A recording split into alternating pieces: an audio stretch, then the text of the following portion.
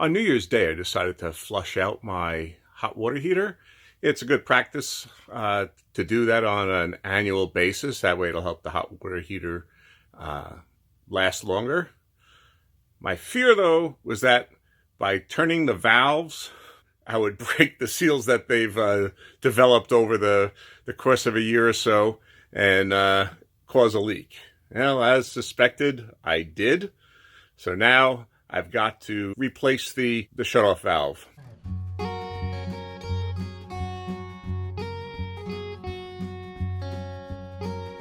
It was leaking right from here. So rather than use this kind of valve, which always tends to leak, I'm going to go with this ball valve here. These are much better in turning them on and off. Leaks don't ever seem to develop with them. I've heard some question about whether they have like long-term sustainability, whether they break down over time. And even if they do, they're so simple to replace. I have no problems putting another one in should it fail. So what I have to do now is actually cut this pipe right here, because you need, as you can see, there's a connector here I've already used. And so I need to have this because you need this kind of distance to attach the new valve. So I have to cut it right there, and then I can measure it to where I'm going to cut on this side here. Okay, I'm going to be using a pipe cutter like this, and basically just screw this down onto the pipe and then twist it around one turn, tighten it down again, move it around in a circle around the pipe, and until it finally separates. There we go. You need about 1.5 inches space to add a new piece on. So you just turn this around and it'll score the pipe. And you should be able to see that score right there. And then you just tighten this a little bit more and then go around again.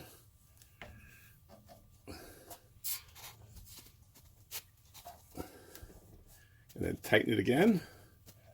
And you just keep doing this until it finally cuts through.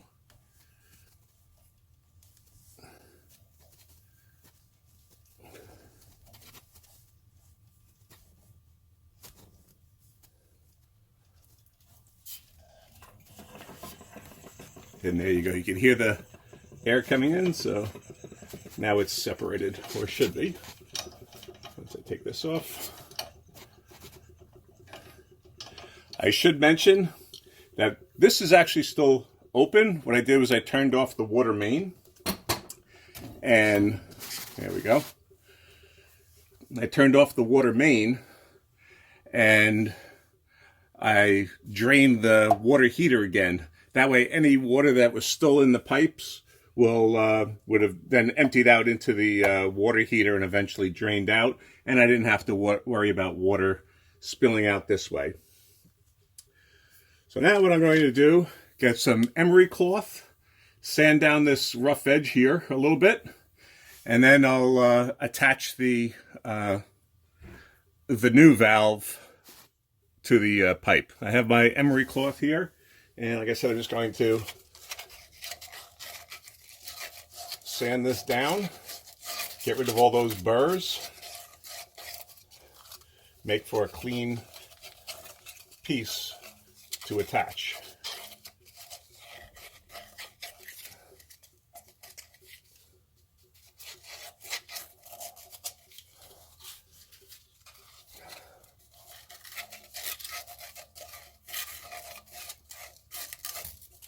Okay.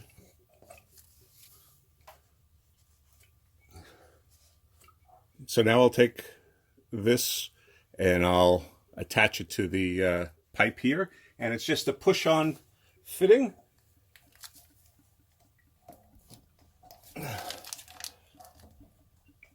Until it, yeah. And now that should be sufficient. It's on there tight, doesn't come off. So if we want to remove this valve here that we just put on, you use this tool here. You slide it over the pipe here, and you push it up, and it releases the valve, so you can actually slide this off. These SharkBite fittings, they're so simple for the homeowner.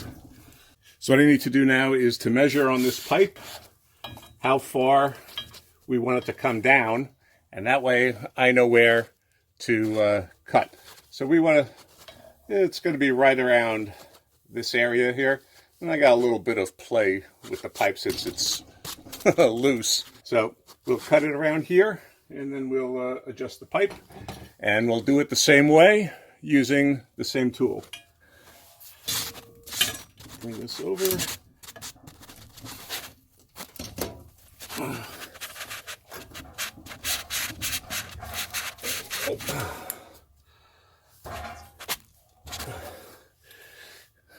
The real test, of course, comes when we turn the water back on. See whether we have any leaks. But it looks good. And the nice thing is it does turn. That's how you need it. So that, of course, is the open position. That's the closed. We'll turn it to open. And let's go put the water on.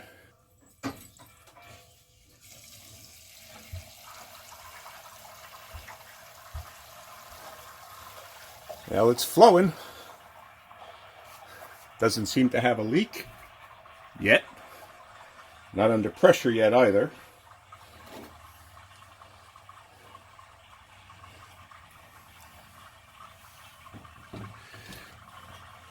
These cutting tools come in different varieties. I've got a whole bunch of them. This is larger when I've got more room to work. I use this kind of pipe cutter. There's the kind we just used, which is like this. Use these parts over the years. I keep losing my pipe cutters and then finding them again afterwards, so I've developed a collection of them. So I've got about half a dozen pipe cutters, all different sizes. So I'm pretty much set for any situation I have. Well, let's just test out and see what happens when I turn it off. And there you go. No leaks, nothing. So we can just let the water tank fill up, and then we'll see how the connection is down here. But that's why I love these shut-off valves. They're much simpler to use, and I don't know why anybody uses this kind anymore. They always seem to break down over time. Plus you get the corrosion on them like this. Slowly but surely I'm replacing all my valves so that they're all these ball valves here. So you can hear the sound stopped filling, so the tank might be filled once again. No leaks present anywhere. So we're good to go. And there you go. Simple setup, and no need to mess with soldering irons, blow torches, anything like that. Simple snap together. There's questions about how long they can actually last. But again, they're so simple to do, so simple to install, that even if it does fail at some point, reattaching another one, it's a no-brainer for me. Maybe soldering is a skill I should be developing, but it's not one that I have now. So there we go. If you like what you see, give the video a thumbs up and consider subscribing to the channel if you don't already do so. And hit that notification bell, and that way you'll be notified right away when videos like this are posted. Okay, thanks for watching.